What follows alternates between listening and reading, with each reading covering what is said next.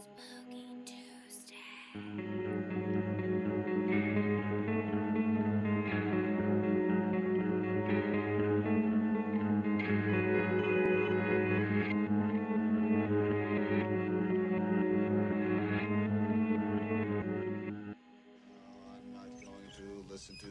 Ray, you're chanting. I'm not going to Ray. hear this now. I'm not Ray, look. going to Ray. listen to this. Unconscious I'm chanting. not You're going to chanting. hear this now. I want to don't kill want to hear this everyone. now. Satan I'm is not going good. to Satan listen is to our pal. this. I'm not Ray, you're chanting. Hey, once they get in here, it's over, pal. Hey guys, welcome back to Spooky Tuesday, a weekly podcast where we're breaking down all of our favorite slashers, thrillers, monster movies, and black comedies on the new scariest day of the week. I'm Sydney Thompson. I'm Monica Height. And I'm Chelsea Duff. And this week, it is Thanksgiving week, or as we are saying here on Spooky Tuesday, T-Hanksgiving week, because we are covering the 1989, shout out to Taylor Swift, movie The Burbs. There's an S at the end. I've had Just one verb. Yeah, I mean, it's just one verb. It's in one verb. I've had 3 sips of wine to celebrate T-Hanksgiving, and you can already tell. She's Okay, plastered. I call birds burbs. So when you said the burb, I was like, what? What is occurring The big right now? burb. Also, and we were it just talking about the bird movies that we're gonna do on the pod one day. It was in your brain. it's burbs are around me always, and that's just true. But I will say that it's just so nice, and I want to start out this podcast episode by saying T Hanks to both of you for being such great podcast friends and compatriots. I love you. T Hanks to you. T-Hanks, my friend. T Hanks. Yeah, I guess I'm important to very give T-Hanks. thankful for what we have here at Spooky Tuesday. That's nice. What a sentiment. A beautiful sentiment. Okay. And can I just say a beautiful man. T Hanks, young, very good looking, very much interested, forgot he was ever young. And so it's nice to be reminded. I totally get why he was like a leading man in all of the rom-coms in the 90s, because like he is a little cutie, but like an approachable cutie, you know? Yes. Like I haven't seen like any of the Tom Hanks rom-coms. Monica, you've never seen Sleepless in Seattle. You've got Mail. Like, do you, Monica? You of all people have to start celebrating T-Hanksgiving. Okay. Sounds All right, necessary. Well, I've kicked it off with the Burbs, and I will continue it all week long, baby, every night. Amazing. I actually Good. will do that. I have no plans on Wednesday. So I know my 2 beautiful, lovely, but also stupid for have never seen this movie before co-hosts. Rude. Never seen this movie before. So for you, beautiful listener, if you have also not seen, Oh, now you've implied that they're stupid too. How does that feel? no, the listener is beautiful. Y'all are dumb. It's different. Okay. The customer is always right, Chelsea, Yeah. unfortunately. I'm stupid. They're beautiful. Whatever. I get it. Yes. The Burbs is about an overstressed suburbanite, which is a great word, by the way. Like, Yeah, love agreed. that. And his neighbors are convinced that the new family on the block are part of a murderous satanic cult. Love it. I really love that. Gorgeous. It's gorgeous. And let me just say that it is not for lack of trying that I had not seen this movie. All right. I brought this up at the end of last episode, but I have been trying for the entire pandemic to watch The Burbs. And for a minute there, it was impossible because Peacock only was born in the last like year, right? Peacock's new. That's where I watched this movie. In case And you I don't didn't know about you guys, but I'm pretty sure I used my free Peacock trial when we did Leprechaun. Okay. I think it was gone after Shit. that. I think I am the only person that maybe pays for Peacock. So Sure. What the I mean, hell? you could have I shared your coulda password used or your whatever. account. But I pay for like ad-free and it still had ads. So Oh, boo. I rented What it the for hell? $4, whatever. I did, however, look for articles after the fact, and I found one article like literally published yesterday that was like, people on Reddit like this movie. And that was kind of the entirety of the article. But then at the bottom, it was like, you can watch it on Stars. And I was like, I could have watched it on Stars. Stars? No. What the hell? Maybe that's okay, a yeah, lie. this movie. Maybe that article was wrong, but I trusted implicitly with my life. Journalism is true. Yeah. No, I've don't heard that. I've heard that about journalism. Yeah. But I would say that like the movie lives up to the hunt, you know, it like makes you really want it. And sometimes like not being able to have it makes you want it more. And sometimes that makes you have your sights set too high. But this shit was fun as fuck. I had a wonderful time. I had no idea it had such a star-studded cast. It even has that spooky guy. Who's the spooky guy? I know his face. Henry Gibson. Is that his name? You mean the spooky It guy? is Henry Gibson. That You mean guy. Hey. Dr. Kolpak? Yes. The leprechaun from the DCOM Luck of the Irish. That's how I fucking know him. He's the fucking leprechaun from. Oh my god, what is that movie called? The Luck It's of called the The Luck of the Irish. Irish. The Luck of the Irish. Okay, sorry, I was I misheard obsessed you. with that movie. I almost said the Wow. 13th year. That is not. Well, that's the that's other the one with that fish same one. guy. Same main actor though, who was also in Pretty Little Oh. Liars. Oh. That's why you've got associated. No, and I think he he's did not Sword in. House, right? Yeah, he is. Absolutely He's not dominated in the DCOM. 13th year. He's not. Well, I don't know. suppose I could I'm be not the wrong. one to say. You are. I It's a suppose different I actor. could be wrong. It's unlikely, but I suppose it's possible. Unbelievable. Luck of Okay. the Irish. We're spending this whole episode just looking things up on IMDb, which I love to do. So why is Luck of the Irish not pulling up immediate? Oh, here it is. It is pulling up immediately. Also, like the rest of this cast, one, like this movie, Tom Hanks got an Oscar for this movie called Big. Anybody ever heard of it? Oh, I thought you were saying that he got an Oscar for this movie, and I was like, well, that was wrong. That was a bad choice. He got it for Big, but they filmed Big after this movie. But this movie was released after Big, if that makes sense. Yeah. Because there was like some kind classic of swapperoo. Yeah, a little switcherino going on here. And so Mhm, when he filmed the Burbs, he like wasn't that big of an actor. And then he won the Oscar for Big, and all of a sudden they were like, oh shit, we have this movie with this like huge actor.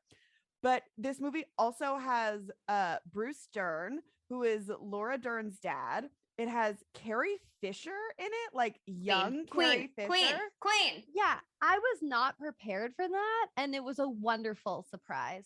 Truly, It also glorious. has Corey Feldman King. And- King.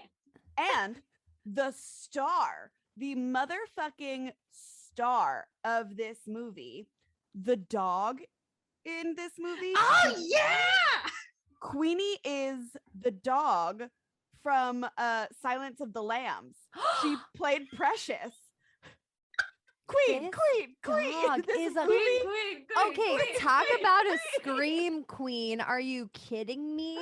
Like everyone else, sit down. It's Queenie, baby. Queenie is here to make her mark on a lawn. Yeah, and she's gonna take Incredible. a shit all over it. She's gonna All over she's the here horror to shit on your genre. lawn. Okay. Also, let us not forget who the director of this movie is, my friends. It is our boy, our man, Joe Dante. Of Gremlin. You might have heard of Gremlins. Have you heard of You this might have movie heard of called Gremlins. Gremlins? Absolutely has might the have- same vibes as Gremlins. Has the Yes. exact same vibes as Gremlins. Oh my I- god. It felt good. This movie is so good. And the more I watch it, the more I have such a good time with it too. Okay, Like- that's interesting to me because I have mixed feelings about the ending, and I feel like if I had known what the ending was, I might have enjoyed it more overall. And so I'm looking forward to rewatching it in the future and seeing how I feel. But also there are like several alternate endings, and now I may have fallen in love with part of one of the alternate endings. So we'll get to that later. But it was definitely a wild ride. Definitely a lot of moments that I really enjoyed. There's that one moment where they're doing like no, and it's got the zoom on them. Yes. I thought that was a lot of fun. I thought so fun. When they're looking at the satanic text and art, my absolute enemy, which is why I have mixed feelings about the ending, because like that art would ever be validated in anything drives me to insanity.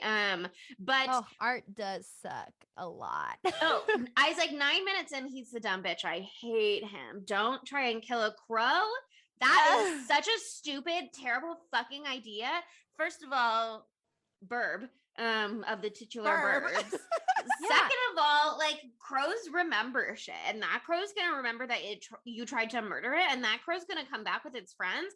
And crows remember faces for like, I don't know how long crows live, but I assume centuries. And it's gonna remember you for all of those centuries. And art's made an enemy on this day. Crows never forget, never forgive, never forgets. Yeah, also I would just say that if any of y'all come into my house and start raiding my fridge and eat my leftover ribs, it's over, baby. It's fucking over, baby. Those are my ribs. My wife, Carrie Fisher, made me those ribs. But here's the thing. Did y'all like notice a little of that? Like at one point he was like eating the dog food and he like had a pineapple and he's just like I noticed a pineapple. There's like all these weird things, and the ribs look like dinosaur ribs. They're so big. They're huge. Yeah. There are so many, like everything about this movie is like cartoonish. It's like the most cartoonish, like live action movie I've seen. Well, I was going to say except for Space Jam, but that's half and half. That's actual cartoon. It's half and half. It's a combo. It's a bad example. Anyway, I do feel like doing the Burbs, covering the Burbs, it might push us into a territory where and I'm not sure, so let me know. But is Corey Feldman in the most movies that we've done so far? It's got to be Nev, actually, because we did all 4 Screams. Yeah, it's got to be Nev. And yeah, but he was in Gremlins. He was in this. He was in Lost Boys. He's coming for Nev, Courtney, and David Arquette. David Arquette. Coming for their title. Damn, you're one more Corey movie, and it's over. It's over for them. We also will be covering Scream 5 on this podcast, and they all will be in that one. So true. Yes. Oh, Corey, step up your game. Honestly, now I'm just gonna start suggesting more Corey Feldman horror movies. I love it. Maybe I would love to. I mean, how many are there? The only ones I've seen are the ones that you just listed. So I've never seen him beyond a little baby child. You know, he's not that young in the Lost Boys, but like he's like full teen boy here. Is he like blondie mullet? Is he a teen, or like do we think he's like home from college or something? I think he's like a young adult. So he's in the like 19 to 23 zone, I think. That's what kind of the vibe I was getting too, because he was like drinking with Art, but then I was like, I don't know. I had some neighbors that would no, it's his parents' He says it's his parents' house at one point. Well, where are they? He says it kind of like throwaway, but they're on vacation at their own lake house. As anyone would go on a vacation. Are they on vacation with Art's wife? Like, why is everyone gone at the same time? Art's wife is visiting her mom. I know that, but it's just strange. At the lake house. Maybe there's like a throuple situation going on with Art's wife and Ricky's parents. Honestly, I am confident that Art's wife deserves better. Oh, yeah. Then again, she's also the one that was like, hey, Art, go kill that crow. So maybe she does not deserve better. Maybe she deserves exactly what she's got. Well, maybe that's just what he said that went down. How he You know, interpreted her mistaken, where she probably was like, buy a bigger bird feeder so it can fit the crows. And he was like, the bird feeder is too small for the crows must die. No, Art, perhaps you must die. Love that beautiful, like, thought journey that we just went on for Art's It's backstory canon with now, the crow. baby. It's canon now. But yeah, Okay. okay. First thing I noticed about this movie, and it's short, is that did you know that this takes place at Wisteria Lane? Oh my God, does it? Yeah, it was filmed on the Universal backlot. And actually, I thought it was so interesting because I was like, this movie is called The Burbs. Obviously, I expected like very classic cookie cutter suburbs when it opened up. And so when I saw a Victorian house, I was like, that's so strange to me. And it really threw me through a loop that they weren't just like these very cookie cutter, everybody looks the same. Because I felt like that would be kind of the point of setting a movie that's a horror movie in the suburbs. But then I literally had the thought like, well, I guess they had fancy houses on Desperate Housewives, and that was in the suburbs. So when I saw on IMDb trivia that it is the same stretch of the backlot at Universal, I was like, well, I guess there you go. No. It was fucking on site for me, baby. It pans to the first house, and I was like, that's Wisteria Lane. I have been there so many. Okay, one, I've been there in my mind or on my couch when I watched almost all of Desperate Housewives with my mom. So that, and then also, how many times have I been on the Universal backlot tour? Sure. Too many, So many fucking times. Sure. It's the best part of going to that theme park. So Honestly, it's a amazing. great time. 10 out of It's 10 would awesome. recommend. It's But fantastic. also, while we're talking about the houses, it wasn't just Desperate Housewives that some of those houses were used as sets for. Corey Feldman's house was also the Munsters house from 1964, and Tom one Hanks of my and Carrie favorite Fisher's shows. house. Yeah, Tom Hanks and Carrie Fisher's house was the Leave It to Beaver house. So I guess they really said we're going full ass suburbs. You know what I mean? Although arguably, I would say the Klopek's house is very the Ghost of Mr. Chicken. Oh, yeah. Oh, yes. Their Okay, house I is have a just so question. perfectly spooky. I love it. I have a question. Uh-huh. Yeah. I am a homeowner, you know. Sure. Yeah. I like to- rub it in. I like why to don't ya? let everybody know that, you know. Put it But, on blast. How would y'all feel if your neighbors had like a really creepy, spooky house? Would y'all, like me, be insanely jealous? It depends would- creepy in what way, I guess. Like their house is like be creepy and like aesthetically. Aesthetically. both. Like it's clearly like an older looking house, but they've let it like run down a little bit, but like not run down in like a trashy way, like run down in a spooky way. Well, And they do have lots of flies buzzing around at all times, which that's because there may or may not be dead bodies. There may or may not be dead entire bodies. movie. No. But like I also feel like digging large grave-sized holes in my backyard during thunderstorms could be a fun activity that I would like to partake in with a neighbor. Like I feel like I'd be like, why did they like knock on the door and be like, hey bestie, like hey, why? do you want to cosplay Louis Sakar's holes? Yeah. And I would be like, I love walking barefoot in my lawn during the rain, so of course I want to do this. Digging up holes, digging, you know, the people just want to do that.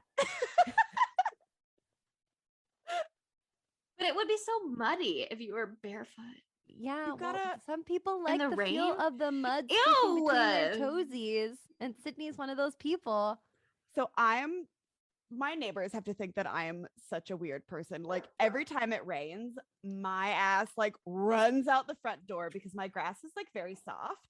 And I just like sit out there and I'm like, no shoes, no not like I'm like in like normally my PJs, unless it's during the day, then I'm still in my pajamas because I work from home. And I just like walk around like in my front yard like barefoot. Both time that you'd be in your PJs. Just always in your PJs. That's amazing.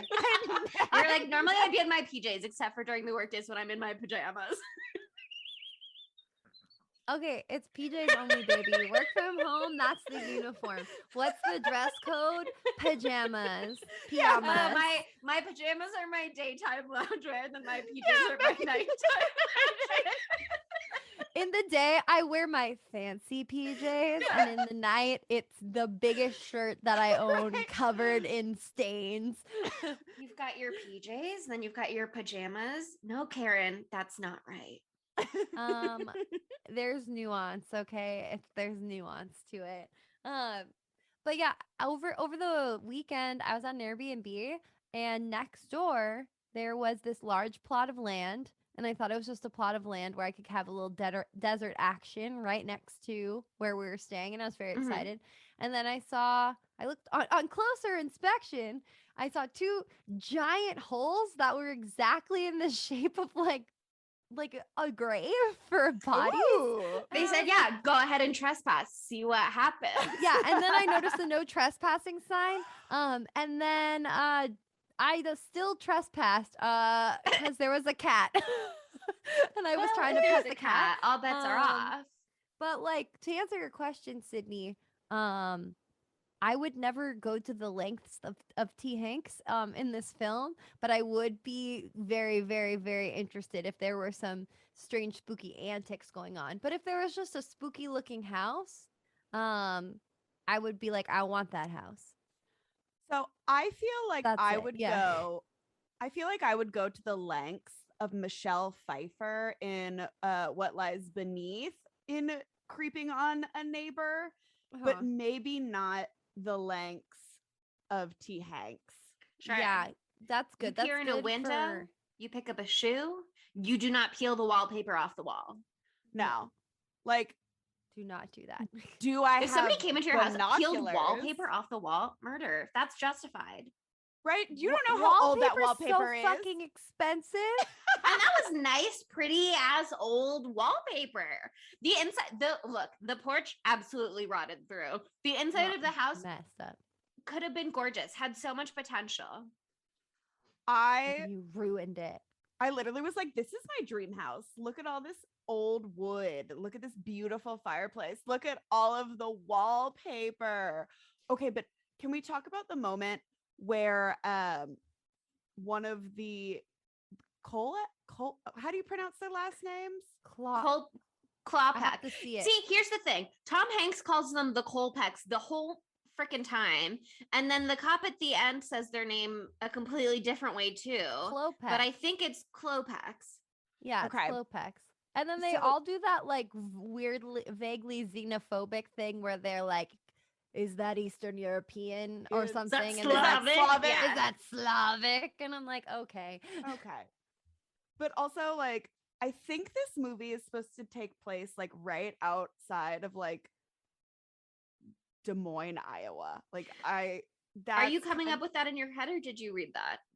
I didn't read that, but that's kind of where, like, when it looked like Big on the Des map Moines thing, energy. I was like, you forget, like, I lived in Chicago for a while, so and Ohio in Cincinnati, so I like this is blowing my mind though, because there is a piece of IMDb trivia that's like, if you look at the map, it suggests that they're in Des Moines, Iowa, and so I was like, she's faking that she knows this off the top of her head.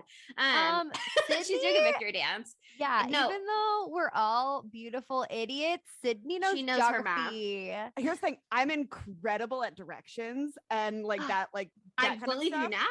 I'm very good at it. It's like a savant thing for me. So yeah, I mean, you just demonstrated, because I was like, no way, that's fake.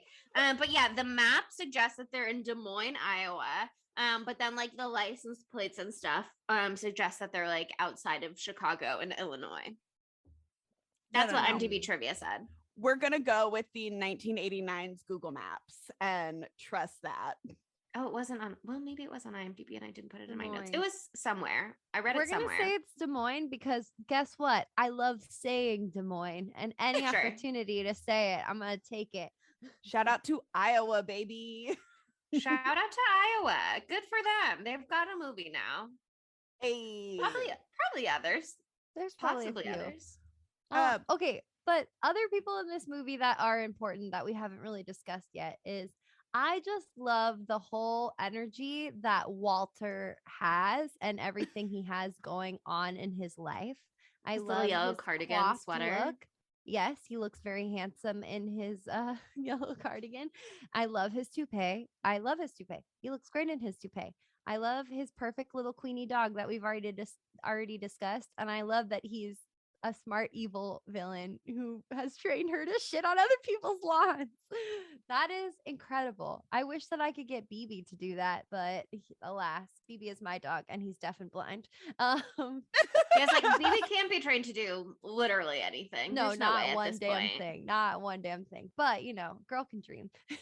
Anyway, okay, there's one other bitch that we haven't discussed yet. We already talked about Bruce Dern. What's his character's name? Rumpelstiltskin. Mr. No. Rumsfeld? Rumsfeld. Rumpelstiltskin was not close. Okay, that was not close. It was kind of close. Anyway, Mark Rumsfeld is married somehow to Bonnie Rumsfeld, who is that bitch. Absolutely that bitch. Oh yeah. Bonnie and Mr. Rumsfeld are very much giving me what's their name? Marvin and Honey from Fresh Off the Boat. I don't know if you guys ever watched Fresh Off the Boat. I haven't watched I did that. not. I don't have cable. Very much the same energy. That's all you really need to know. Probably a direct reference. A clear reference. Why did I say direct? I should take a nap probably later. Well, the thing is, it's just like I want everything that Bonnie has besides Mark. Sure. That hair, like, give me that hair. I need that hair. Give Those me that no polka dot tan outfit. lines. Oh my god. Okay.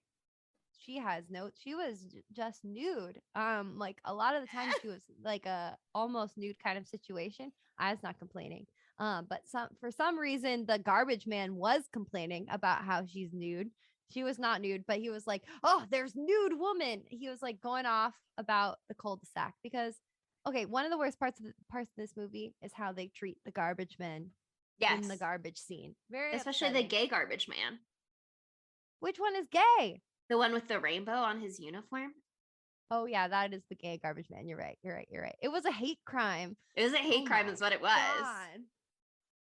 There's a hate crime in this film. We thought it was all fun and games, but no, there's a gay hate crime, which is they throw all the garbage on the ground, and then Rumsfeld gets in the face of the garbage man and is like, "You're gonna pick up the garbage because you're the garbage man." And I was like, well, he might be the garbage man, but you're a garbage person, Mark. Fuck you. Okay, but did y'all notice for the rest of the movie that the garbage was never picked up again? Yes, the there. garbage men were truly like, "Fuck off." They were like, "I don't give a shit about you or your taxes paying for my job. Like, I'm not picking this up, you dickwads."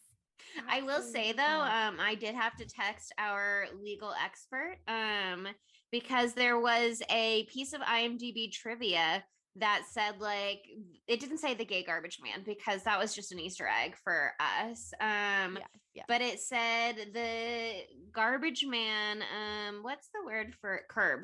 I looked up the word cult in my notes. It says during the scene where Art Rumsfeld and Ray tear through the garbage in the street as it's being picked up, one of the garbage men argues with the other over when garbage becomes public domain, citing the curb clause. However, as the garbage was already in the truck, it is legally the city's property. And our legal expert, Alex, said that that is in fact true. And then she sent me a Wikipedia article with a case citing that. And so I would just like to say, those gay garbage men should have fought back because now I've decided they're both gay, actually. Yeah, no. I was like, the one with the rainbow, obviously gay because he's got the rainbow and it's not part of the other one's uniform. So clearly that was a personal touch that he put on himself. But not everyone who's gay has to dress quote unquote gay. You know what I mean? So and also like jumpsuits are gay anyway. So I feel like this is a classic like Brokeback Mountain scenario where it's two men alone working together for long hours. Instead of on a beautiful mountainside this time, it's inside of a garbage truck. But anything can happen. Sparks can fly anywhere, baby. Okay. Where's the sequel? Where's the sequel about the garbage man? I just want to say that even though I wouldn't be as much like Ray as Ray is like Ray. You know, I wouldn't go fully off the rails. The idea of taking my only vacation week and staying at home, I would probably also like lose my mind a little bit. I will give him that. Like I would go some of the way in that direction. But I don't think I would ever cause an explosion, but like knock on wood, you know? I mean, who can say what the future holds? That is actually interesting that you bring that up, though, because when they first started talking about his vacation and his time off of work, in my notes, I was like, does he have a vacation from work, or did he have to take a vacation from work? Because the vibes were a little whack. There was like something about that was off. And then something about their conversation, I was like, okay, I think it's just a regular vacation. But then I think on IMDb trivia, on IMDb trivia, it says a major subplot that was not explained in the film and only featured in the film's work print version is the reason why Ray Peterson is on vacation. After the events and arrest of the Klopeks, Carol walks with Ray where he has a confession. She immediately interrupts him, stating that, quote, he'd been fired from his job to surprise him that she had known all this time and didn't say anything. But it says some elements of this are still evident in the final cut, like when they're talking about he's being stressed and he's gonna like return to work worse off than he was before, and he goes on a second vacation after that week of vacation we just saw. So like, you know what? Yeah, absolutely feeds into him being like, I don't want to go to the lake house. I want to sit here, drink 100 beers and sulk. And then I want to absolutely go a little insane, which like very lose your job energy, extremely lose your job energy. That makes the movie make so much more sense because I don't know. I read this really interesting article that was like about the way they did the suburbs in this movie. I think it was The Guardian. Yeah, it was The Guardian, and they did a little cute article for the 30-year anniversary of the film. That was almost 3 years ago now, 2 years ago now. And they were talking about like the way that they portrayed like the suburbanites and like suburban living. And the article makes more sense the way that it's written now, like the way that the movie actually played out where he was just on vacation, because basically what they're saying is that like all of these characters, like they're technically, I think they would be like boomer age. That's what they referred to them in this article, that they're like they said they're boomers. I don't think that they're necessarily boomers though. I don't know. I feel like that's a little they're bit definitely off. boomers. They're boomers? Okay. Yeah, because they're like they're boomers. talking about like it's like this generation of people who like just finished, like they are like finally settling down, and apparently like that like sort of suburban living in that way was like still novel enough where like people like lusted after like having this like calm suburban life, but then they're also like losing the sparkle of their youth, like how a lot of people that in that age group would have like maybe been like protesting Vietnam like years before and like doing all of this like radical living youth, when they were younger, radical youth kind of stuff. Yeah. 60s Flower Child maybe, or something like that, or not 60s, or like 70s disco, whatever the fuck, I don't know. And then now they're settling down into this like bland suburban life. And so the argument of this article was that like Joe Dante does such a good job showing how these characters are like absolutely fucking desperate for there to be something wrong with the Klopeks. Like they need there to be something wrong with the Klopeks because they've got fucking nothing else going on to give them spark in their sad suburban lives. And I was like, oh shit, that's fucking dark. But so like I guess it still works with that idea. If Ray got fired, he's extra sad, you know, but I like also think that he like would go there just because he's got nothing fucking going on. Sure. He ain't got no hobbies. Sure. I think it's the suburban masculine urge to gossip. You know what I mean? Guys are always like ladies be gossiping or whatever. That is but true, men are but also men be gossiping. Men be Thank you. gossiping. And here's the thing that I get annoyed at, especially with my father, right? Because I'll be like, Mark, what is the work tea? What is going on? What is this? What is that? And he's like, I don't know. I don't pay attention to any of that stuff. Come blah, blah, on. blah. But then when I know some hot, juicy goss, he's like, okay, but what is it? Like, and I'm just like, I don't know. I don't pay attention to any of that kind of stuff. I'm like, if you want to receive information, you also have to partake. Come on. Yeah, nobody asks me for gossip more than my brother. So that's just the honest truth. And it is so man in the suburbs to be like, they've got the perfect lawn. They're not taking care of their lawn. Like that is such a lawn thing. talk. The fact that like the shit on the lawn was like the ultimate betrayal. He also did fall down kind of from the shit. So I would be very furious from that as well. But yeah, that's just like I'm watching season 3 of You right now, and there's a lot of lawn talk in that too, because it's a very suburban suburbs. Season. You find that out immediately, so it's not a spoiler, okay? But yeah, I mean, big lawn energy. You know, I couldn't give less of a fuck. I plan to have drought-resistant landscaping in the home I own, maybe, hopefully, one day. So I won't have to worry about a lawnmower. Sure. Because they scare me. I've seen too many movies where people run over people with a lawnmower. No, I've seen Sinister, and when we get so that's why. When we get to Terror Track 3, when that day rolls around, there is lawnmower suburb content in there for you. Plenty. Ooh, gorgeous. Shit. And when I say plenty, I just mean one very memorable moment, probably. Unless there's more that I'm forgetting about. But gosh, was it memorable to me in the 5th grade when I saw it. So one of my favorite parts of this movie, which is also like a foreshadowing thing, I guess, is the story about Skip, the soda fountain operator. Yes. What does that mean? And I know, fountain. You know what a soda fountain is. Okay, like, yeah, but no. Yeah, but I've never seen one in real life. Yeah, but like I just picture a really big, like one of those machines they have an In-N-Out to pick all of the best. No. You're picturing like the Fat Burger ones where you get to mix in all the flavors. That's a soda fountain.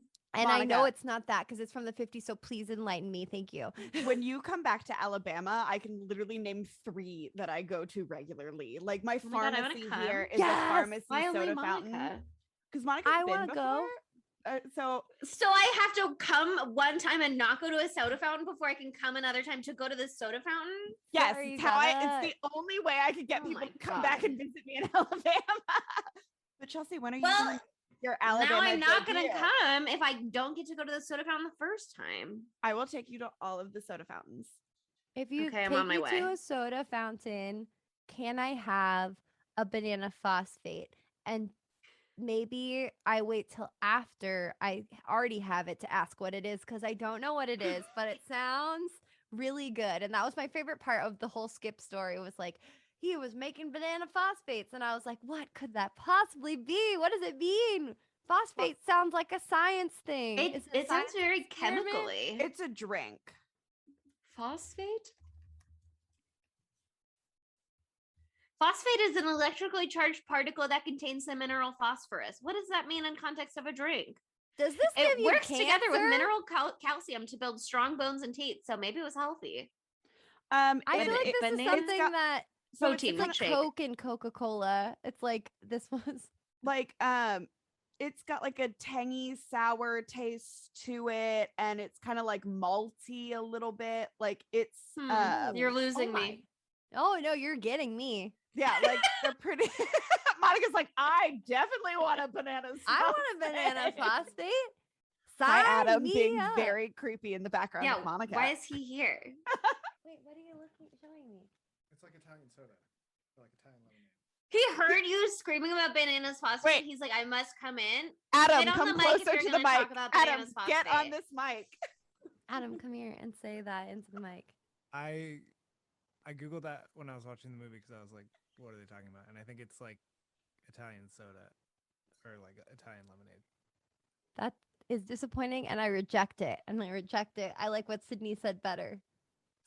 Spicy sour Banana malt soda. Yeah. Adam, I'm right. I think everyone's right here. Oh. I don't think. Get wine? Okay. I was thinking he was coming in to give me wine. But he just came in to tell us about Italian soda. But anyway, I mean, it's just sad. I wonder though if a phosphate isn't good for you, because maybe it made Skip go crazy and kill his family and bury him in their backyard. Well, but bananas apparently are very high in phosphorus, which, as I just said, is phosphate. Don't recall. So is it just a banana? A banana phosphate is just a banana in a beautiful presentation. You just I like bananas, so I'm still would like a banana little phosphate. banana split bowl, but it's just a The banana. banana. I'm allergic to bananas, so I couldn't eat that. Wow, you're losing out apparently because bananas phosphate was all the rage in Des Moines, Iowa, where What? Skip murdered his family. Wow. Wow.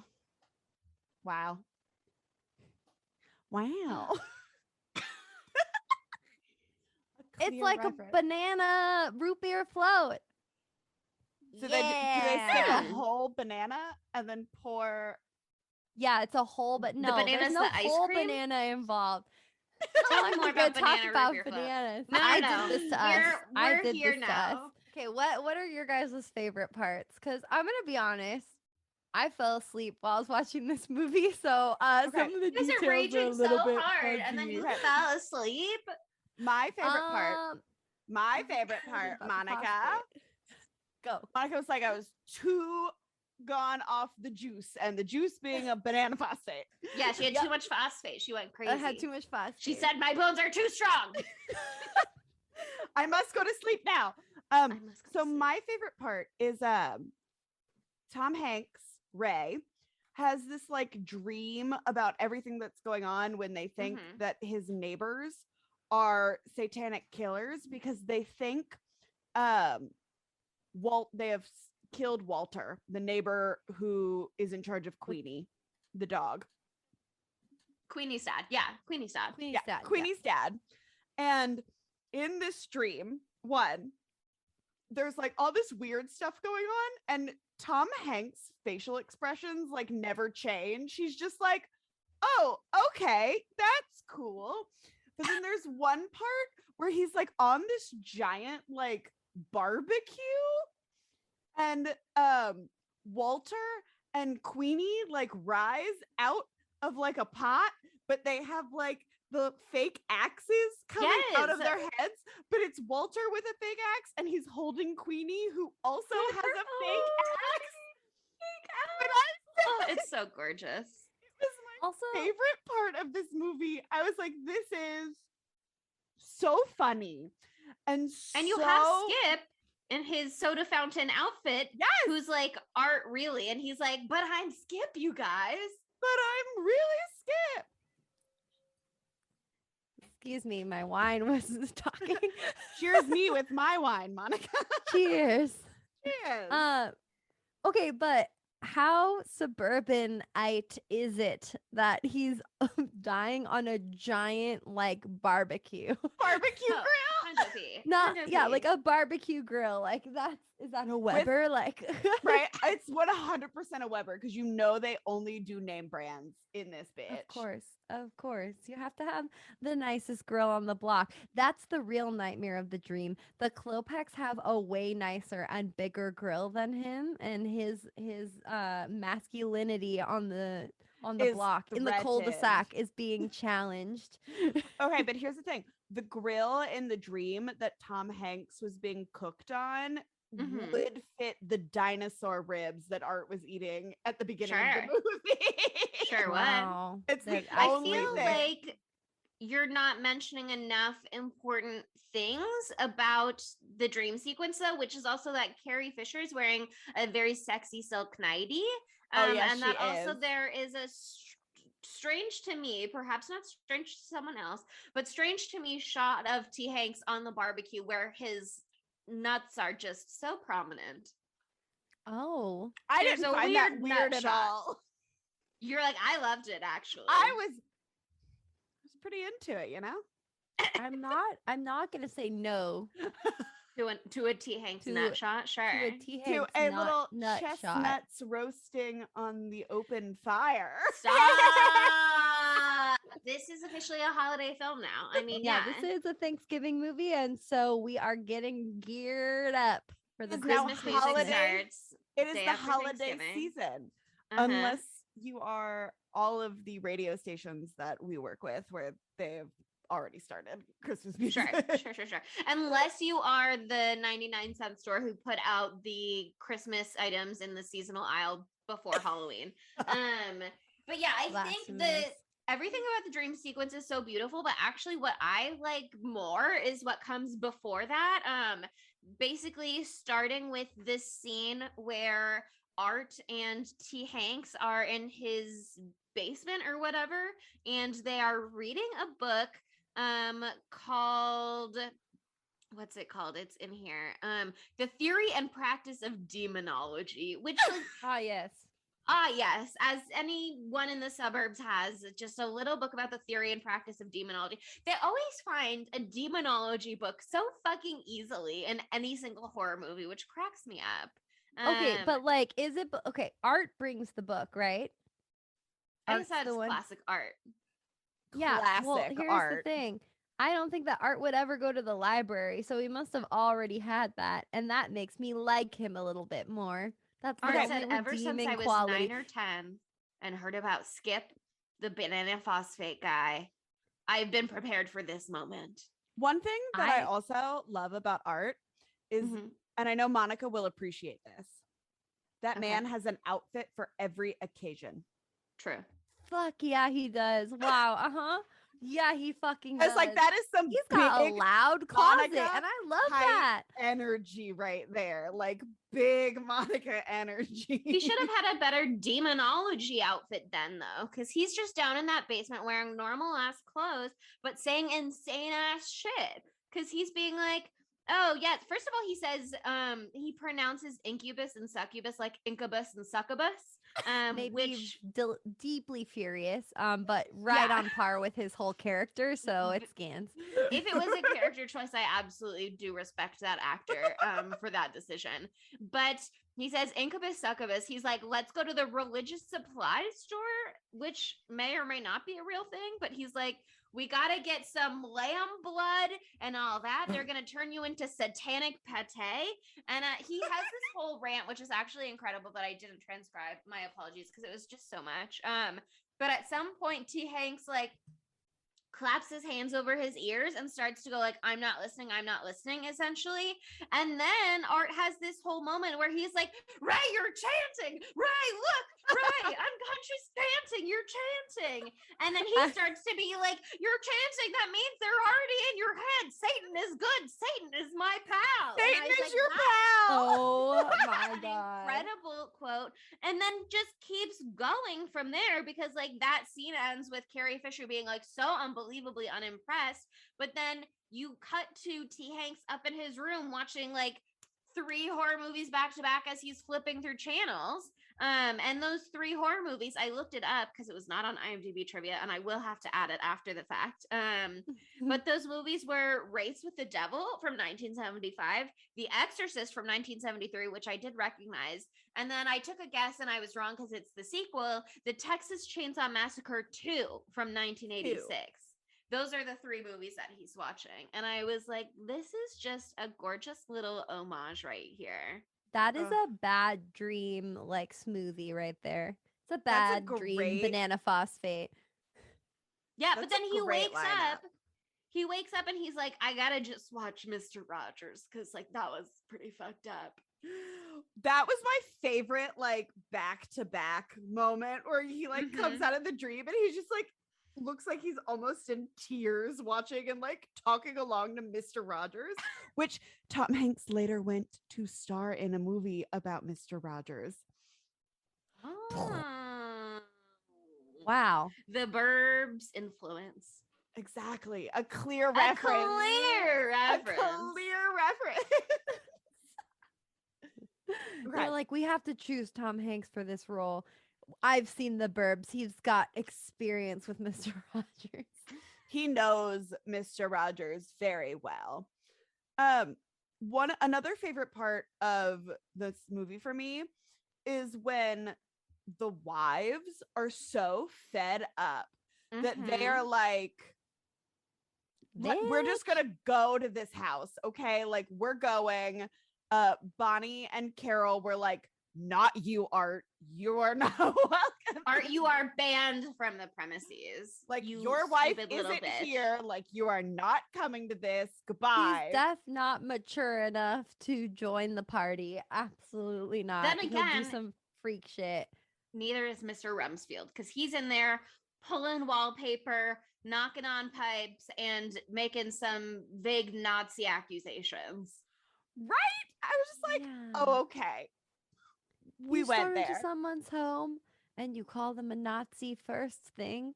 Wait till the second meeting before throwing that accusation. That's something you do on the second date, okay? Yes.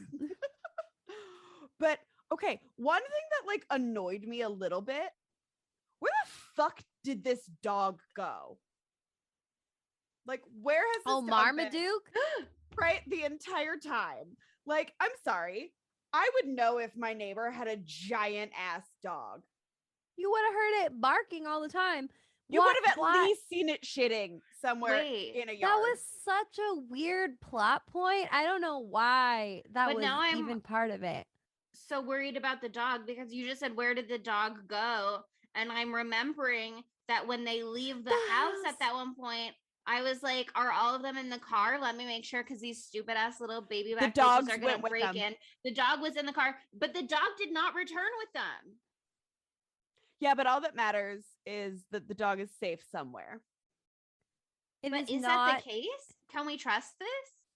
Probably. Okay, they're human murderers, not dog murderers. They've got standards. Okay. Yeah. I'm comforted. Come on. I'm comforted. Come on. You gotta love a dog. You gotta love dogs a lot to have a dog that big, because that's a horse, you know? That's like a especially a lifestyle changing animal.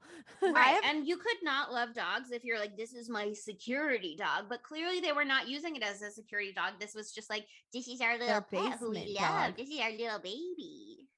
We should talk about the absolutely batshit ending to this movie, because it really throws you through the ringer. And I was getting very stressed out because I was like, Tom Hanks has ruined his life. But I think it played out in a very, very beautiful way. So who wants to describe it? Monica. I was asleep. She got distracted. I looked at my leg and I saw this bruise and I saw this line and I thought I had a giant cut on my leg, but it's a crease. So wait, Monica, pull your leg back up again. She wants to see her bruise. Yeah. There's so many. You know I love bruises. They're really, really bad. You guys, that one kind of looks like a hold on, wait. On air. Listen, horny on main always. Sorry, no regrets. Okay, one thing I do want, because okay, Monica, your bruise looks like a pretzel, and I would just like to say that the Colpacks serve the people canned sardines and pretzels. Yeah, it's important to mention. And here's the thing: it is an very incredible important. Moment. No, it is very important for this reason.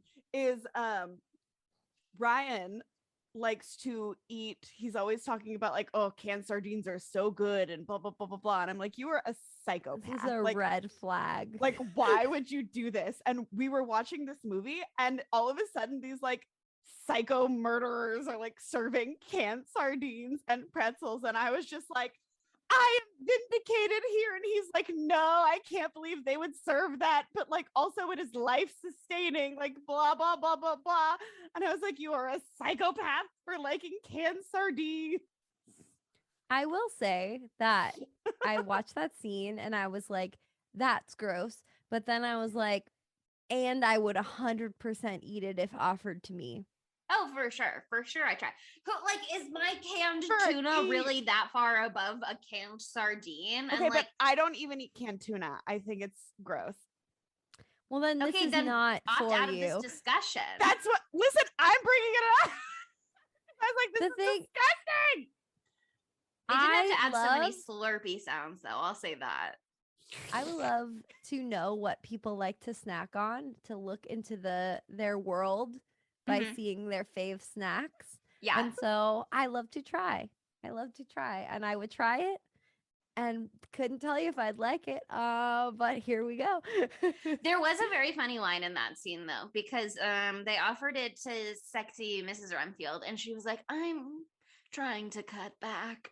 And incredible that would be me. That would be me. I'm trying to cut back. The idea of anyone being like, I'm trying to limit my sardine intake. Like, sorry, like, what an incredible excuse.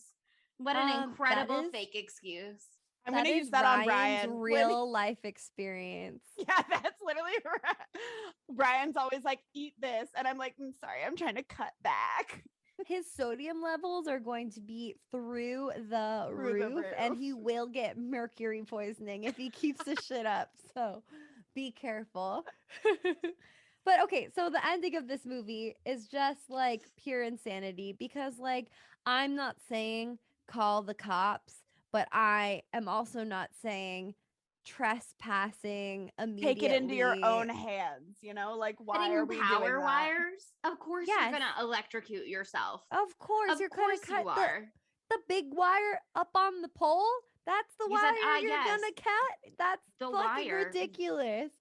Let me take a conducive material, metal, and I'll hold on to it, and then I'll touch it to the wire. And I know there's a rubber coating or whatever, but don't worry, I'll slice through it first to directly touch the wire. He deserved to be zapped.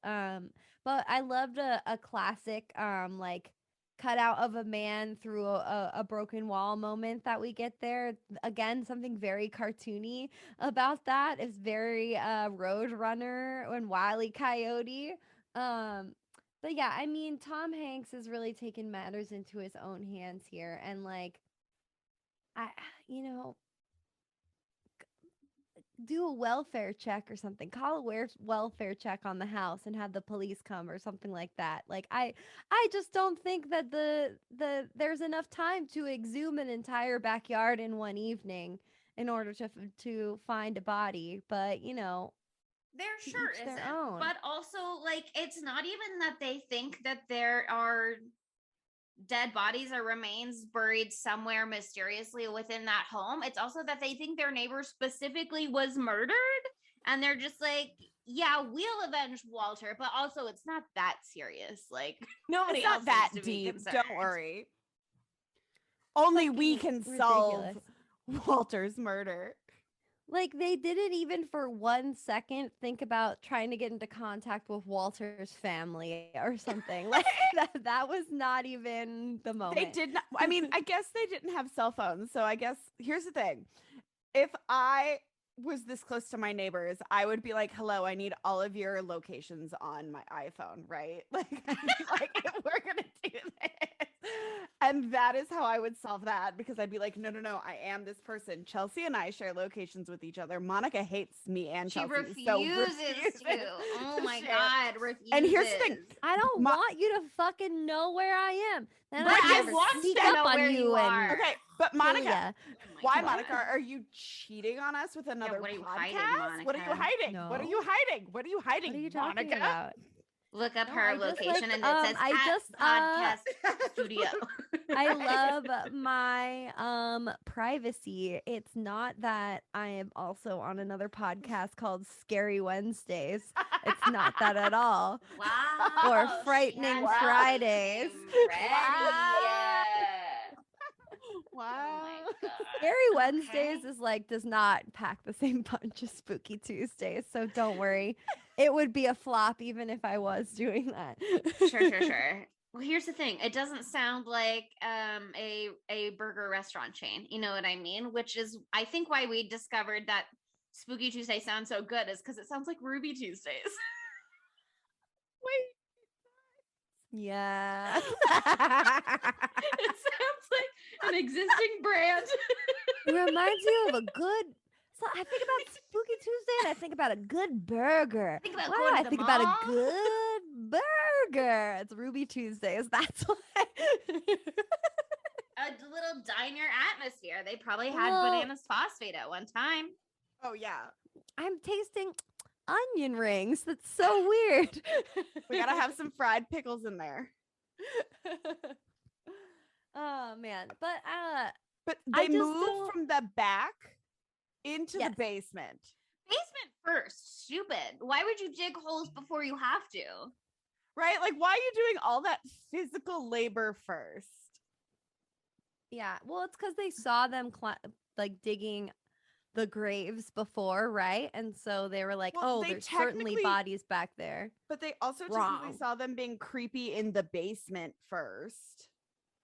Yeah, and Very he said he true. found the toupee, Walter's toupee. That was part of the whole reason they thought Walter was dead because Queenie was loose, and because they found Walter's toupee in his house and not on Walter's head. And they were like, Walter would never do either of these things. Walter Leave would Queenie never. alone or leave Walter without would his never toupee. leave Queenie alone. Right. And then Tom Hanks is like being suspicious with his boys at the Klopex house.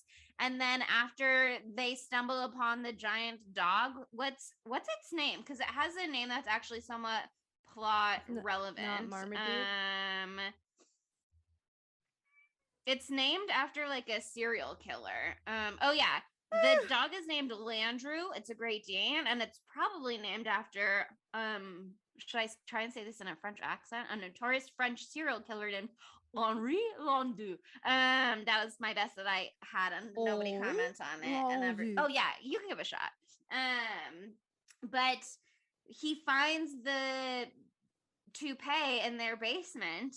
And that's why they're like, oh, he must be at their house or whatever. And they think they had stuffed him in the garbage can, hence the garbage man hate crime. And then they think, oh, they must have swapped it and buried him in the backyard afterwards. But it's like, if you already know the toupee's in the basement, you know that there should be more evidence there, really, if there's anything. That's clearly where they keep their trophies, if the toupee is there. So, like, I certainly would not dig holes. I would just go to the basement. Like, I don't know, because they're digging holes and then they're like, we're not finding thing anything. is- Let's break in. And Art is like, you're gonna break in? And it's like, you already are on their property digging holes. What does it matter at that point if you break You a think window? they're not gonna notice the holes? They're gonna notice the holes, bestie. They're gonna notice the gaping fucking know. holes, bestie. They're going Ew, don't to. say They're going to. gaping. But yeah, I mean, the thing is, like, are we surprised that this plan is awful? Everything they've done so far is fucking dumb. Loved it, but fucking dumb. and it just gets stupider and stupider because Tom Hanks is like, oh yes, the bodies must be in this small patch of ground under the ground. Let me keep digging and digging and digging until I hit metal. And when I hit the metal, oh, I found something. It's a pipe. It's a pipe. You're under the house. It's gonna It's be the a gas fucking line, pipe. bestie. I thought for sure it was going to be sewage, and he was already just like wading ankle deep in sewage, especially when he Yes. covered the walkie-talkie. I was like, "That's poop, girl." But it wasn't. It was just mud. I really thought it was gonna be shit. Yeah. I really thought it was gonna be shit. I really did, especially with I the thought we were dog gonna shit. see That would've a been little really mouse hunt funny. moment, but no. Oh, it all comes back to Alas. Mouse Hunt. It all comes Always back comes to back a to little Mouse Hunt, Gord- which we what's his will name? Gord cover Verbinski. on the podcast. Fifth Tuesday Okay. material. Uh-huh. But let's not get ahead of ourselves.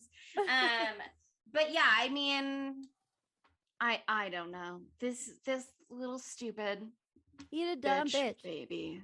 Yeah. Listen to your wife, Carrie Fisher, first of all, because he really pretended that he was for a second. And then he was like, guess what, girls? I've got a toupee next to my balls. And probably that's why they included the nut shot earlier on in the dream sequence as a little Easter egg. Area. That the nuts would become relevant later in the film. No, totally.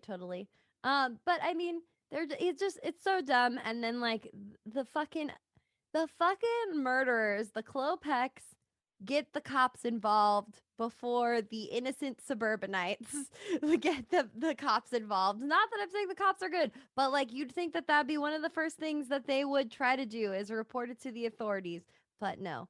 I love that the house actually explodes, that there's literally an explosion.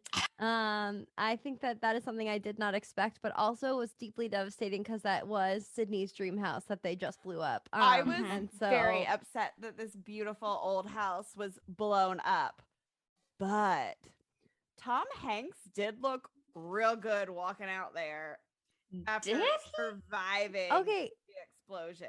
I was into it. Hot, but also like forever maimed. Like half his hair was off, his eye was very fucked up. I like that they made him look fucked up. Like that was cool. The makeup was good. And then we get that fucking monologue, man, from Tom, and I'm like, okay, this is how you know that Tom Hanks is gonna go on to be an Oscar award winning actor and like I almost said everybody's daddy, which sexualizes him in a way that I did not intend to at the time, but I stand by it. Everybody's daddy. And like he goes off on him.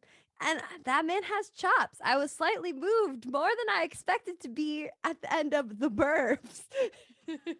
I don't know which parts were and were not, but a lot of this movie was improvised. Like a lot of this movie is improv.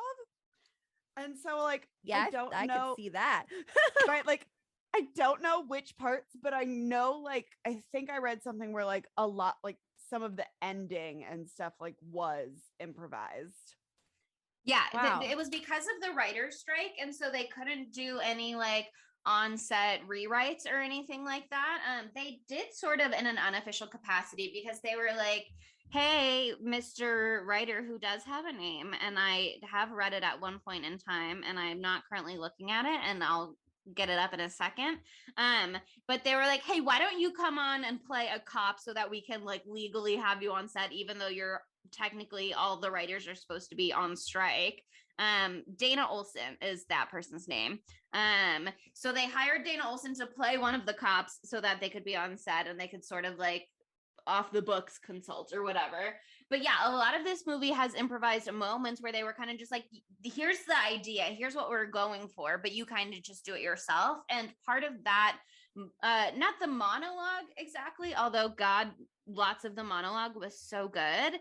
And lots of that whole end, but when he's like, I've been blown up, take me to the hospital, I'm sick. And he throws himself on the gurney and he throws the gurney into the ambulance. The gurney gag, that was improvised. That was all Tom Hanks.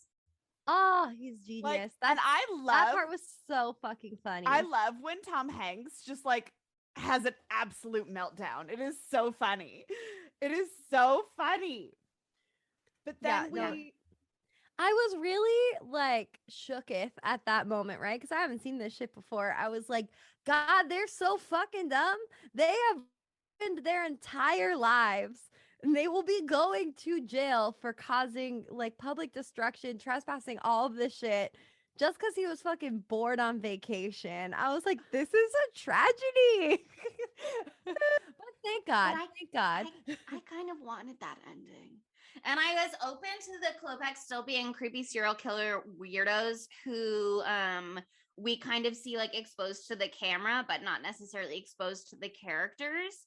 I wanted Art to be wrong so badly. He's such a bitch. I hated him so much. Yeah, that like it drove me insane that he was like on to something. You know what I mean? I can't stand it. And so I'm open to him being on to something as long as nobody ever tells him you were right.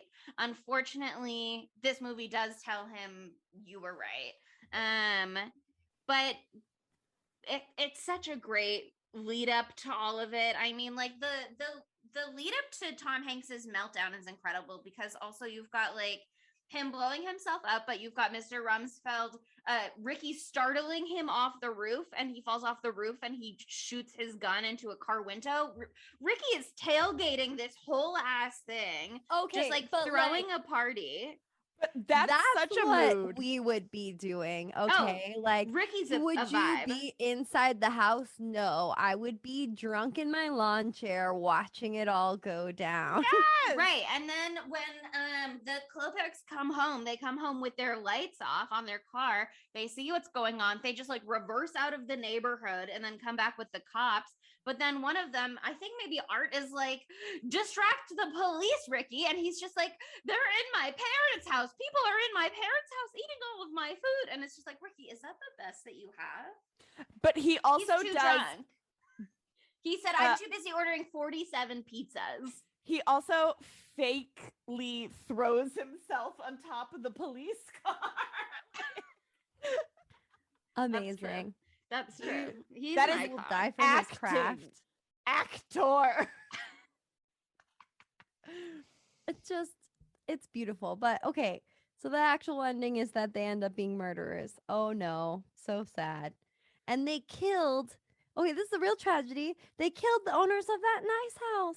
That beautiful house, who loved their house and didn't want to sell it because it's the perfect house. And they were killed for loving their house too much. It's a tragedy. That would be me. You would have to murder me to get me out of my old Victorian home. Or you would murder to get Over into an my old Victorian dead home. body. Right? Over someone else's dead body. Are they going to keep you out? True But- bestie. Fair. Okay, so here's the thing. I know you said earlier that Tom Hanks wasn't really Tom Hanks yet because he hadn't won his Oscar, but he was already in Splash. So he was Tom Hanks to some degree because originally there's like a bunch of different endings that were in discussion for this film. And originally T. Hanks's character was supposed to die. And then when they cast T. Hanks, they were like, well, we can't kill T. Hanks. People are not going to like that. So he got to live, That's which thank true. God, because I think he was going to die in the ambulance, not in the explosion. So he still would have gotten his epic meltdown. Oh, thank God. But yeah, he was going to die in the ambulance, I think. But obviously the ending that we get in the movie is that Dr. Klopek gets in the ambulance with him and then is like, you must have seen the skulls in my crematorium or whatever, which is like, first of all, that trunk is packed with bones. How many more bones could possibly be in the house? We are raising a lot of questions now. And also, if there are a lot of bones still in the house, why would you call the police? Like, it's one thing if you've got all your bones nicely tucked away in your trunk, but like you've still got bones in the house and you're like, yes, police, come on over. Anyway, but so in the movie, they like get in a fight. Hans, the poor weird guy who apparently didn't even hardly audition for the role. He basically like walked into the room and they were like, you've got it, which is like, what a heartbreaking implication. Can you imagine the strength of your looks alone? They were like, you have won this part. You won the award. You But won do this part. you want it? But they crash the ambulance into Art's house, and that's when the police realize something funky is going on. And then they expose all of the bones in the trunk with the crash, I think. But in the alternate version, originally they were maybe going to be like bodies of cheerleaders in the trunk, or the garbage men were maybe going to be in the trunk. my And God. so I went looking for Another the hate alternate crime. versions. I know, right? Because I was like, when I Googled what the scary movies were, I found like a fun trivia article. And then it said like, here's one of the alternate endings, but the YouTube link was broken. So I went to YouTube myself, and the alternate ending that I found on YouTube is even more different and also kind of incredible. And all the commenters are being haters, but that's because they have no taste. But instead of crashing the ambulance, it was like before it got to that part, Carrie Fisher was making Art apologize to T. Hanks for ruining his life. And so Art was being like frog marched over there to apologize, basically. And when they opened the ambulance door, they caught Dr. Klopek with the big ass needle, like leering over Tom Hanks. And then they have this whole scene where the Klopeks are like explaining themselves and being like, look, we moved to the suburbs for the same reason as everybody else. We just wanted a little privacy. We wanted good free parking. We wanted the quiet. And they're like, but you step out of line for 1 second in the suburbs. You paint your house the wrong color, or you do a little human sacrifice, and all of a sudden you're the weirdos. And Hunt is like, they never said shit about us in LA, which I was just like, exactly. Yes. Thank you so much for your LA. facial expression. That's so fucking funny. A little LA shout out for me and the alternate ending. I was just like, I wish this was part of the movie because that whole dialogue was so funny to me. But That's arguably, so the ambulance crashing, and especially crashing into Art House, Art finally having to face some consequences. Like, the alternate ending did have Art needing to apologize, which I appreciate, but Art having to face real consequences of his house getting smashed the fuck up, at least that's deserved. At least that's deserved. No, totally. I mean, he deserves some comeuppance, but I hate that. Okay, but the best part is Art's wife arriving back home during all of this at the very end, being like, what the fuck is going on? Mm-hmm. He's more upset that his wife is home than that his house is on fire. And I was like, rolls eyes so hard they fall out of my head. Like, come on. I also just want to give a shout to the moment where T. Hanks is being like, citizens arrest! Citizens arrest you! That is the greatest part of this fucking film. That is the best thing ever. It's amazing. Okay. There should be more citizens arrests. One of also my favorite, like, this movie is really funny. And the more that you rewatch it, the more I think you kind of pick up on the like nuance, like very subtle jokes that they do. There's like at the very beginning, it's like Art and Ray, and they're like, oh, did you get some new tools? And Ray's like, yeah. Like, Carol's dad got me some new tools. They're like, oh, are you going to build anything? And he's like, I don't know, probably. And then at the very end, when he's like in the ambulance with Mr. Kolpak, he's like, I got some new tools. Like, I can rebuild your house. Like, it's fine. Except and the consistency of script. It's so funny. Okay, actually, the fact that you brought that up, there's another thing I just noticed in my joke there's another thing I just noticed in my notes that I wonder if it was some kind of on-set joke. But you know, throughout the movie, Carrie Fisher has short hair. And then in the end, after T. Hanks has exploded himself, he just keeps being like, I'm sorry, honey. Did you get a haircut? Your hair looks so beautiful. Like, he's like, I can no longer discuss this exploded house. I need to just focus on my gorgeous, beautiful wife. Yep. But at one point he says, like, did you cut your hair? And he just like keeps talking about her hair. I really do like your hair, honey, and that it's different somehow. And I certainly didn't notice that it was different, but IMDb trivia, and I do not know if this is true because it seems so fake, but it's on the internet, trivia, so it's obviously true. IMDb trivia would never lie to me, as we've learned, of course, over all of the episodes. I'm so sorry, that is true, yes. But it said that Carrie Fisher was wearing a wig in this movie, but that it looked like her real hair. And so whenever she took off her wig in between scenes, everybody was just like, why is she wearing a wig? Because it looks the same. And so like, did she not wear her wig for the final scene? They shot it like pretty much in order, this movie. And so like, did she take off her wig for the final scene and that's her real hair? And that's why they're being like, haha, it's different. Like, what? Is that a fun little joke for them? What was happening there? I need more answers. That is very confusing. Right? Yeah, so IMDb trivia says Carrie Fisher actually wore a wig that was pretty similar to her own hairdo. In between takes, she would take it off and the cast couldn't tell the difference. Why? What is happening here? What's going on? Maybe she had a role coming up where she had to have longer hair, so she was growing it out.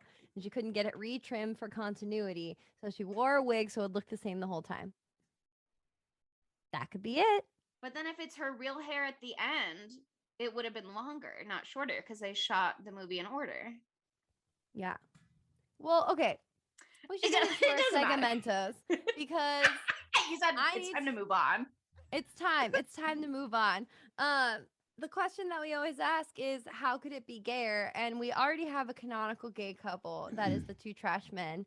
But I think innately, if they had given Carrie Fisher a better, bigger role, the film would have had more of that pizzazz to it that could just, bring that energy, My biggest qualm with this entire film is that Carrie Fisher isn't in it nearly enough. And I feel like, her character, she at least had kissed a woman in the past before Tom Hanks was around.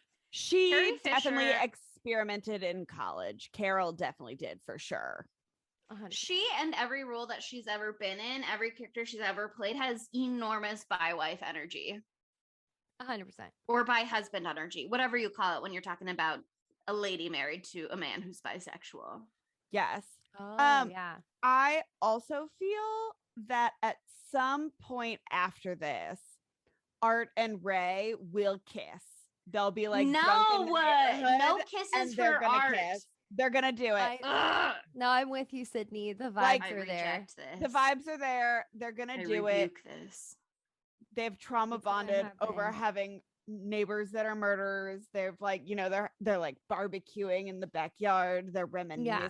They're having some brewskis with the boys, and all of a sudden, they kiss. Sparks fly. Yeah, I know. First of all, if T. Hanks and Carrie are going to be swingers with anybody, it's going to be the Rumsfields. I'm not That's saying, obvious. Okay, you literally took the words out of my mouth. The Rumsfields are 100% swingers. There's no way that Bonnie is staying just for all of what Mark's got happening. But okay, I got to say that Mark actually does have some vibes. But going on with him. There's so much I really truly don't care for about his character, but I won't say that he's not a little bit sexy. No, yeah, there's I can't and I won't say it. So yeah, but listen, there's a reason Bonnie's with him, okay? Listen, all I want to say is there was that pineapple in Ray's freezer, and you know what an upside down pineapple means. Everybody knows what an upside down pineapple means. I don't know. And if you don't know, now you're about to know. It means that you're a swinger. An upside down pineapple in your home. Yeah. Like an art that's a pineapple that's upside down. Or like if you're at the grocery store and you're like in your cart and you buy a pineapple and you put it upside down, it lets everybody know that you're and then you're cruising in the grocery store. Hey, damn. Me and my husband saw you from across the produce section, and we couldn't. Me and my husband saw you upside down pineapple. Me and my husband saw you from across the Trader Joe's produce section, and we just couldn't help but that's honestly, that would get me. A couple approaches me in the Trader Joe's section, and we all know Trader Joe's is the horniest grocery store. I'd be like, bring it on, let's go. Sure, why not? Came over to you and they took the pineapple you already had in your cart and turned it upside down, and then they looked at you. I'd be like, down. Text me your address. She'd I will leave follow her groceries in the store. She'd walk out immediately to the cart with them. Yeah, but also, I don't remember if we talked about this before we started recording or after we started recording. But also, Ricky's parents and Art's wife are a throuple. We decided, right? Ricky's parents are not there. Art's wife is also not there, probably there together. So it's really the only thing that makes sense. Also, Walter's gay. Oh yeah, well that's canonical. That's a canonical gay man. Yeah, that's a canonical gay elder, and you should respect him. I'm happy for Queenie, him. also a gay elder. Respect the Queenie Scream Queen, the ultimate Queenie star. The screamy Queenie herself. Okay, so then we asked the age-old question: where could Matty Lily fit into this movie? And the answer is that he could either be Corey Feldman's character or be one of his friends. because he's the right age then, right? I was going to say, with complete love and all due respect, Hans Klopek. Oh my God, he would be incredible. Mm-hmm. Yeah. Yeah. And I would love to see that from him, because he does like that cartoonish, scary, spooky, weird so well. But I would love to see more like a more haunting, quiet, just kind of like uncomfortable to be in the vicinity of spooky from him. You know what I mean? Yeah. No, I totally agree. That like silent, like no words, just vibes, kind of spooky. And I think add in his enormous height and his like very lanky body, and it would add a whole other element of this guy who's just kind of like there in the background, maybe awkwardly leaning in, offering you sardines, like being startled when you are being polite over dinner. Like, he would bring a beautiful something to the role. Yeah, je ne sais quoi. I would love that. That's it. That's the spot for him. That is the spot for him, because we can't move Corey from where he stands. Corey is really, and Hans is young. Integral part. Hans is young. That guy, they took one look at him and they said, "You're perfect for Hans," but also Maddie Lily, perfect for Hans, would kill it. 100%. Well, then it leads us to the question that we've already answered. It's art. And who is the dumb bitch? It's art. It's art. 9 minutes in, it was art, and I never changed my mind at one moment through this film.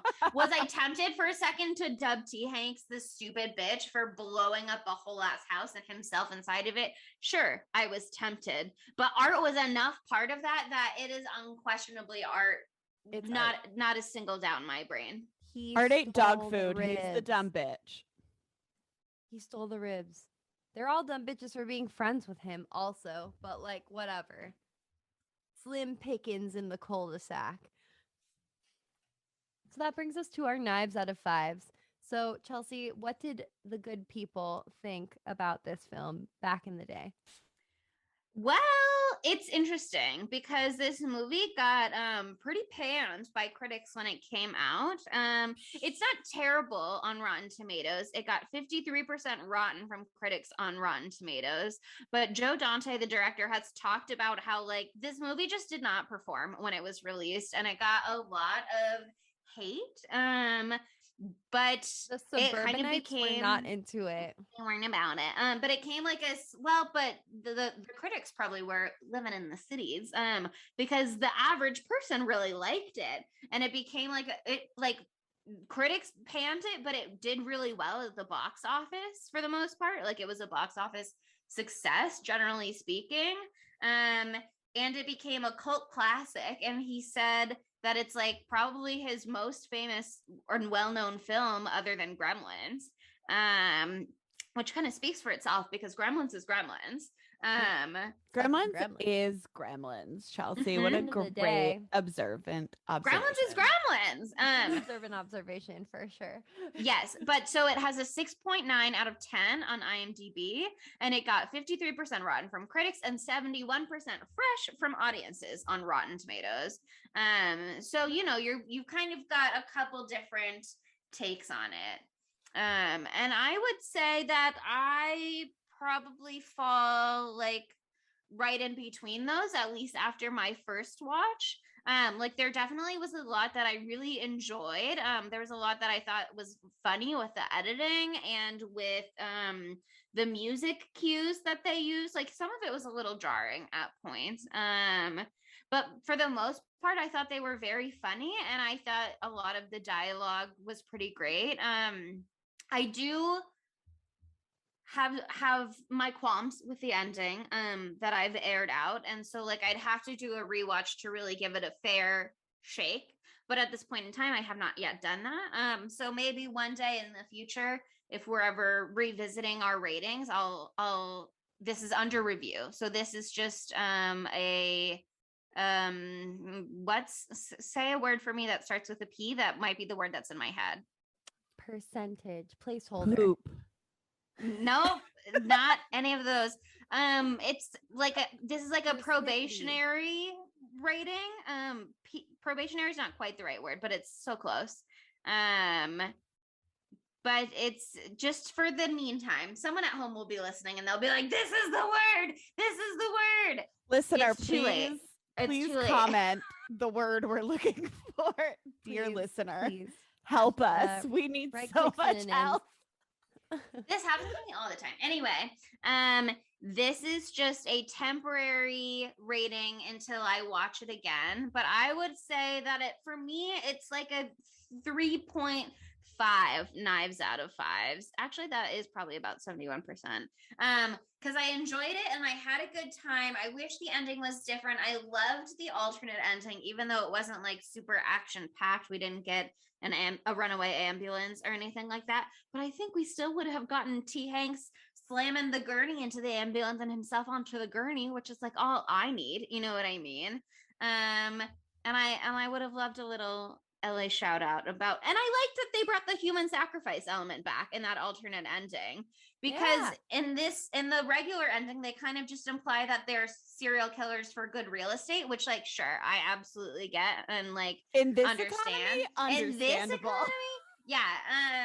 I mean, it wasn't in this economy because it was the 80s and the economy, to my knowledge, was popping back in those suburb finance, but in this Wolf of Wall economy, Street, whatever. Understand.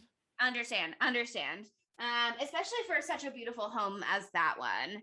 And so I was really kind of rooting for them to a degree in this ending. And then in the alternate ending, I liked that they circled back to the human sacrifice with the dream sequence and the demonology book. So for me, I can't quite give it a totally fair rating with that knowledge because of what this movie could have been for me. In the same way that the knowledge of what the movie could have been for Cursed influenced Monica's rating. Okay, but here's the thing. I love this movie, and I'm still also in perfect agreement with you, Chelsea. Like, I will give this a 3.5 out of 5 because part of me, like, I know the whole thing, it's like up until the very end, you don't know, but like, I would have liked the middle to be a little more sinister, like funny sinister too. Know what I mean? Like, there was like room for it to be darker funny. And this was not that black of a black comedy. That's what I'm saying. Like, there was a lot more room. I think they could have, like, here's the thing. The comedy's really funny. And like what they do is like very funny and stuff, but I would have liked a little, like, for them to call it like a black comedy. I want like a little more dark humor in it. And I don't think there was enough dark humor. Yeah, it's adult humor, but it's not dark humor. Yeah. All the people that are like, "Oh no, I love dark humor," and then they meet me and I actually have dark humor, and then they're like, "Oh, that's really fucked up," and I'm like, "You they don't said like I dark just humor, meant then. the Do not know the definition of the term. You do not know dark humor. I just meant jokes at other people's expense. That's what, by dark humor, I just meant that we're othering people exactly the way the characters in this film are. But that's not what dark humor is. Dark humor is morbid. Dark humor could be violent. Exactly. Get a sense of humor, people. Dark humor.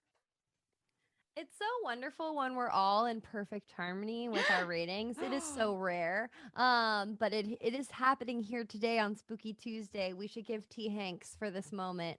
We are giving T. Hanks this special moment. It is a 3.5 from me too. I had a really fun time. It was awesome. Like, it was hilarious. It was like what I was looking for in this movie, but I was kind of let down by the ending, even though it was funny. I feel like I never found out some details that I would want to know about the family. It just felt kind of hollow in that way. Like, you don't figure out like their modus operandi, why they're doing it. I don't know one fucking thing about Hans. What's their motivation? I don't know one fucking thing about Ruben. Like, I don't know anything about any of them. And if I'd known a little bit more, I would have cared a little bit more. I know that it's a comedy, but like, I like to care. I will say that, like, this movie is made so much better by that Tom Hanks monologue. I mean, it was the whole movie was great, Yes. but like that monologue, man, I was like, give him the Oscar, give him the Oscar. And it was really, really fun. I'm really, really glad I watched it. I'm really glad that I searched for a whole year and a half and finally found it. I didn't search that hard. No, I didn't look for a while. I gave up. But yeah, it was really, really fun. And it actually is a great movie for Thanksgiving. So, having a Tom Hanks marathon on Thanksgiving, it just makes sense, Sydney. You're doing the right thing here by forcing your family to do this. So good job. The thing. Technically, my mom was the one that started this because my mom loves like Sleepless in Seattle and You've Got Mail. And so they were always movies that we could easily watch together. And then I just expanded on it. And I was just like, this could be a good excuse to watch Saving Private Ryan. Oh my God. You don't need an excuse to watch Saving Private Ryan, baby. So that wraps us up for T-Hanksgiving. I hope you're giving T-Hanks all week. We are T-Hanksful for you for listening on this fine day. But next week is actually something that's pretty fucking big, and I will let Chelsea I'm pretty take the floor here.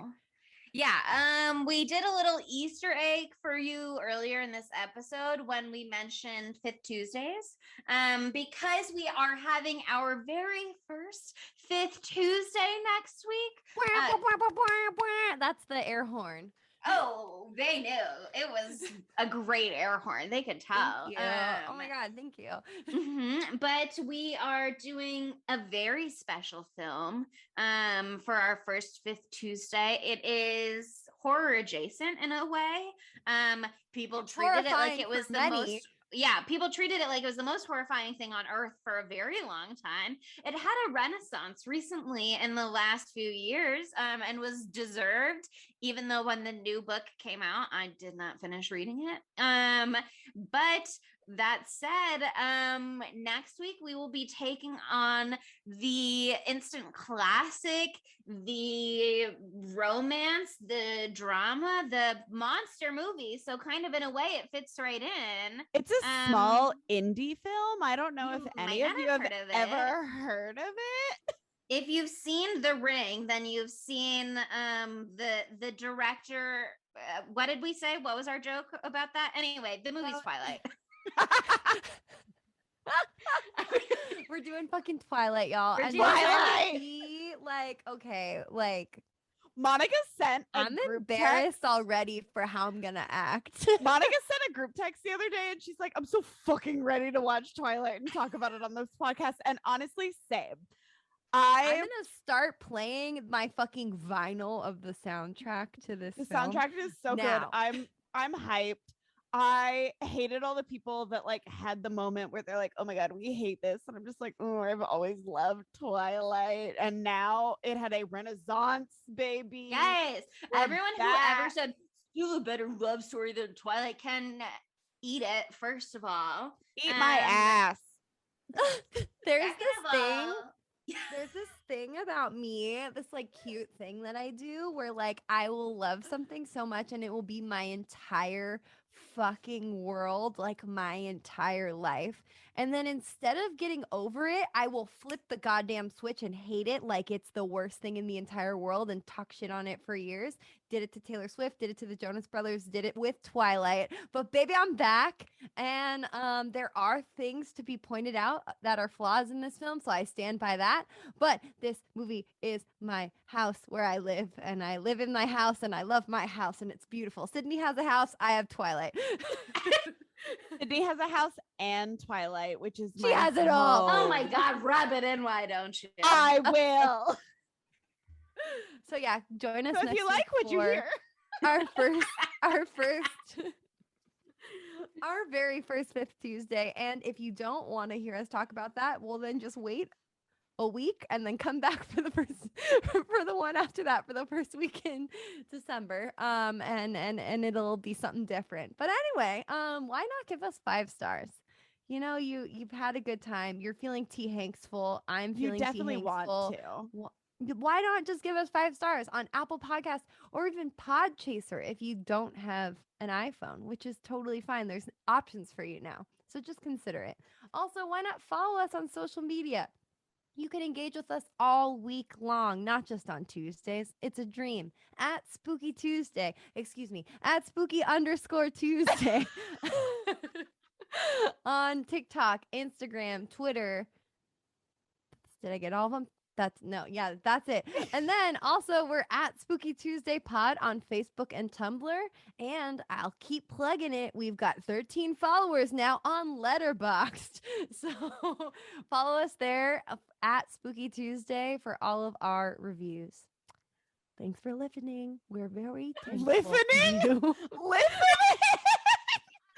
I said listening because I was going to say thanksful. But thanksful for listening.